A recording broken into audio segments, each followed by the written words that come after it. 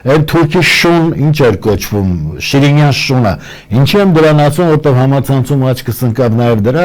ուրեմն խոսքը, չգիտեմ, այդ վայրահաչությունը ինչ խոսք, ասում է վզին տալով դուրս կհանենք վեհապարին, բայց իշխանափոխությունը լինելու է, չէ, ես տեսելու եմ, չէ, վզին ինչ են անում դրա, այդ թուրքի շան, որը ինչքան էլ երազում էր թուրքի շուն դառնար, Էրդողանը ասաց չէ, քո նմանները իմ շան շունն են դառնալու, Շիրինյան, դու ով ես, որ իմ շունը լինես, այ իմ շան շուն, այսինքն նա պետք է գնա այնտեղ Էրդողանի շանը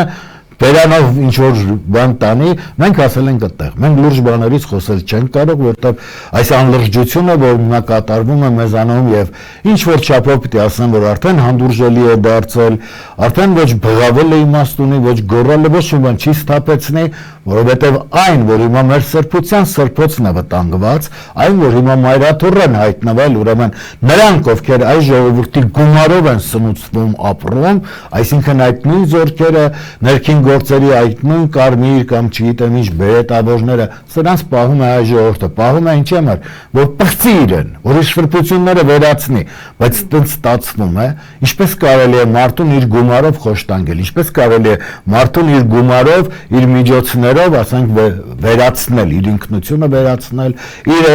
ունեցած արժեքներից իրեն օտարել, հələ նայեք այդ կենսագրությունը, որ ջնջում են, փոխարենը ինչ են տալիս, ինչ լապ են տալիս, ասում են անասուն դառեք, կապենք բանում, մսուրկներում կապենք, կերեք, լապեք մինչև սպանդանոց, կտանեն մինչև կբերենք թուրքերին կբնակեցնենք, եւ ես ասել եմ մի առիթով, որ Շուշին երբ ասեց դժգույն է,